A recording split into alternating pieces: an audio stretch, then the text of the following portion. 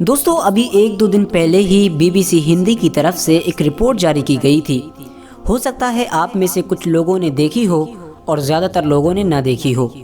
اس report میں BBC نے بتایا تھا کہ سلطنت عثمانیہ کے سلطان نے سن 1818 میں سعودیہ عربیہ کے ایک کنگ کا سر قلم کر دیا تھا۔ ساتھ ہی ساتھ BBC نے اپنی رپورٹ میں تمام لوگوں کو یہ میسج دینا چاہا تھا کہ سلطنت عثمانیہ کے سلطان نے سعودیہ عربیہ کے کنگ کا جو سر قلم کیا تھا وہ بلا کسی وجہ کے کیا تھا،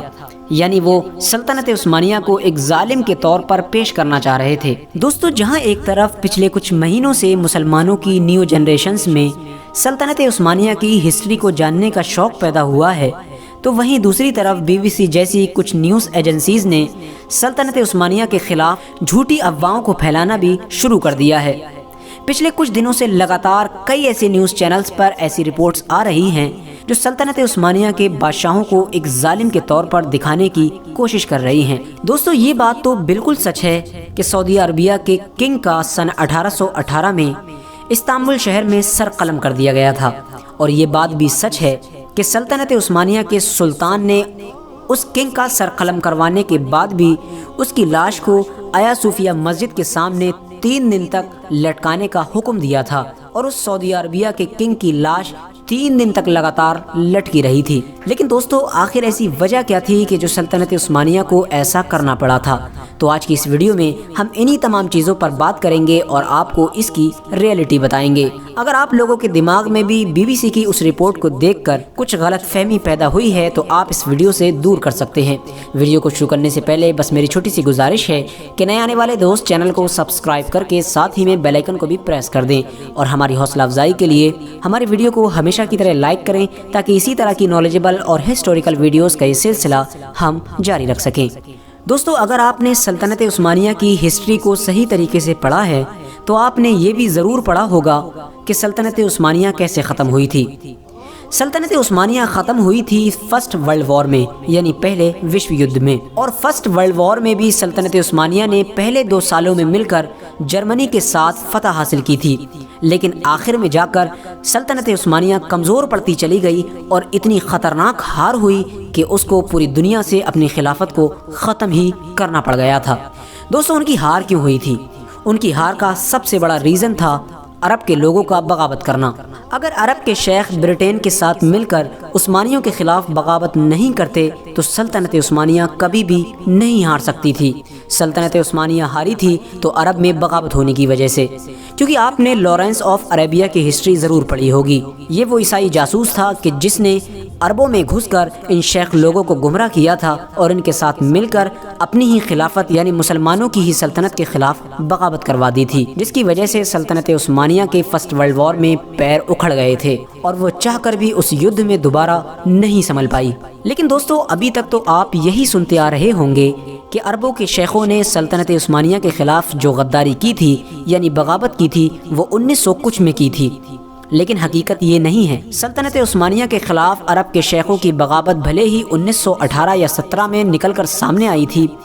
لیکن اس کی شروعات 100 سال سے بھی زیادہ پہلے سے ہو چکی تھی، یعنی اس کی شروعات ہوئی تھی 1800 کے بالکل شروع میں۔ دوستو جن شیخ لوگوں کو آج آپ سعودی عربیہ کی گدی پر بیٹھے ہوئے دیکھ رہے ہیں، انہی کے خاندان میں آج سے تقریباً 200 سال پہلے یعنی 17ویں صدی کے آخر میں اور 18ویں صدی کے شروع میں ایک شخص پیدا ہوا تھا جس کا نام تھا عبداللہ ابن سعود۔ عبداللہ بن سعود کے والد کا نام سعود بن عبدالعزیز تھا، اور سعود بن عبدالعزیز یہ وہ انسان تھا کہ جس نے سلطنت عثمانیہ کے خلاف بغاوت کر کے مکہ اور مدینہ اپنے قبضے میں لے لیا تھا۔ سلطنت عثمانیہ اور اس کے خلاف جنگ شروع ہونے ہی والی تھی کہ اس سے پہلے ہی اس کا انتقال ہو گیا، لیکن اس نے اپنے انتقال سے پہلے ہی اپنے بیٹے عبداللہ ابن سعود کو اپنا جانشین بنایا اور اس کو یہ نصیحت کی کہ وہ کسی بھی طرح مکہ اور مدینہ پر اپنا قبضہ بنائے رکھے اور سلطنت عثمانیہ کو شکست دے۔ عبداللہ ابن سعود نے بھی اپنے والد کی وصیت پر عمل کرتے ہوئے ترکوں کے خلاف یعنی خلافت عثمانیہ کے خلاف بغاوت کر دی،